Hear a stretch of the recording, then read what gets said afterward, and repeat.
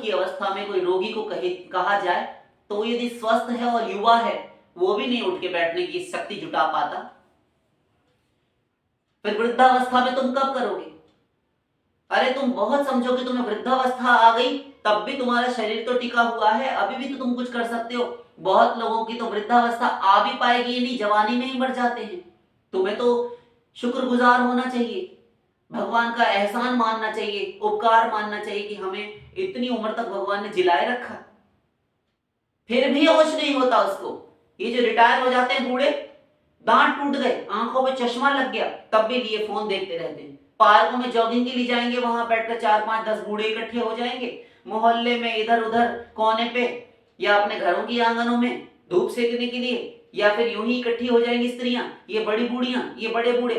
वो अपनी बातें करेंगी, वो सास बहू की निंदा करेंगी। नहीं तो पुरुष लोग हैं जो रिटायर्ड होते हैं, सेवानिवृत्त, ये बैठकर पंचायत जोड़ते हैं देश जहान में दुनिया में क्या हो रहा है। बस यही सब बातें ले लेकर बैठे रहते हैं। टाइम कट गया, अच्छा जी चले, हो गया, बड़ा निहाल करके आए, ये देखो देखो इनको क्या हो रहा है।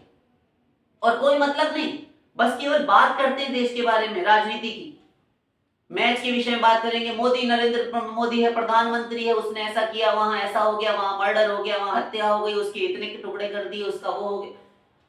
तुमसे क्या मतलब? तुम कुछ कर सकते हो? तुम आवाज उठा रहे हो? तुम्हारे कहने से बदल जाएगा संसार? तुमसे अच्छे अच्छे तो बदल नहीं पा रहे जो किसी ओहदे पर बैठे हैं। तुम व्यर्थ में नाहक इतना समय नष्ट करते हो, अपनी आत्मशक्ति नष्ट कर रहे हो, इतना अमूल्य समय का दुरुपयोग कर रहे हो। इसलिए मिला है मानव तन। तुम कब्र में पैर लटकाए बैठे, तुम्हें होश नहीं होता।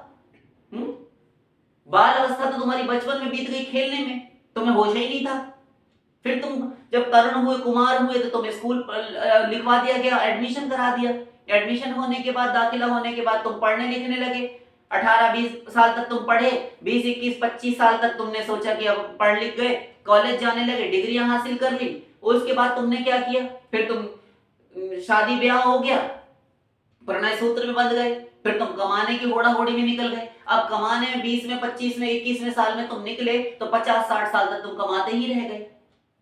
ऐसे ऐसे बूढ़े कि 60 70 साल भी डट कर नहीं बैठते, वो कमाते ही रहते। घर में तो अब अभ्यास हो गया जिंदगी का, क्या करें, डट कर बैठा नहीं जाता, चलते हैं हम, कुछ करके आएंगे। क्या करोगे तुम? पूरा जीवन तुमने कमाया, हो गया तुम्हारा दाल रोटी का व्यवस्था से कहीं अधिक है तुम पर। इतना है कि तुम आराम से बैठकर खा सकते हो, भजन कर सकते हो, तो भी नहीं बैठता। फिर वो बूढ़ा कुछ ना कुछ हरकत करता है, पूरा जीवन ऐसे ही गंवा देता है। अब उससे कहो कि थोड़ा भगवत भजन कर लो, थोड़ा सा नाम जप कर लो, संकीर्तन कर लो। अब तुम एकादशी रखा करो क्योंकि तुम्हारी इम्यूनिटी इतनी नहीं रही, तुम्हारा जो मेटाबॉलिज्म कम हो गया है, चयापचय सिस्टम तुम्हारा जो गड़बड़ा गया, अब खाना भी उतना हजम नहीं होता, तो तुम थोड़ा एकादशी किया करो। आत्म कल्याण के लिए बहुत आवश्यक है। थोड़ा भक्तों की सन्निधि सत्संग में बैठा, नहीं जाएंगे, नहीं जाएंगे। ये घोर कुसंगियों के बीच में बैठकर हम राजनीति की दुनियादारी की बातें करेंगे, इसमें बड़ा रस है, क्योंकि जीवन भर जो किया उसी का संस्कार इस चित्त पर पड़कर इसको दूषित किए, मलिन किए हुए, अंतःकरण की चित्त वृत्ति की सारी वृत्तियों को, चित्त की वृत्तियों को मलिन किए हुए ये कुसंस्कार, कुसंग उसी की छाप पड़ी है, इसीलिए उसी में मन लगता है। और विजातीय तत्व ईश्वर में मन लगाने के लिए कहे तो नहीं लगता। ये मन कसम खा रखी, फेंट बांध करके अपना सर्वनाश हम करके मानेंगे। हमें कोई हितैषी बोलेगा, हम उसकी नहीं सुनेंगे।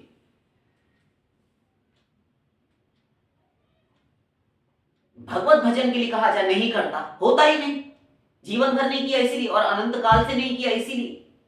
संस्कार पड़ा है और जो अभ्यास है, अभ्यस्त है ये पक्का, इसको बहुत अच्छी प्रैक्टिस है, इसलिए नहीं होता भजन। क्यों कर होने लगा?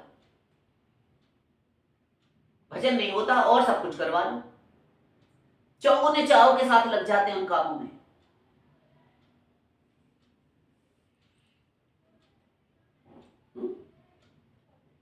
इस प्रकार अनंत जीवन, अनंत जन्म मिले मनुष्य के, इस ही प्रकार से नष्ट किए हमने।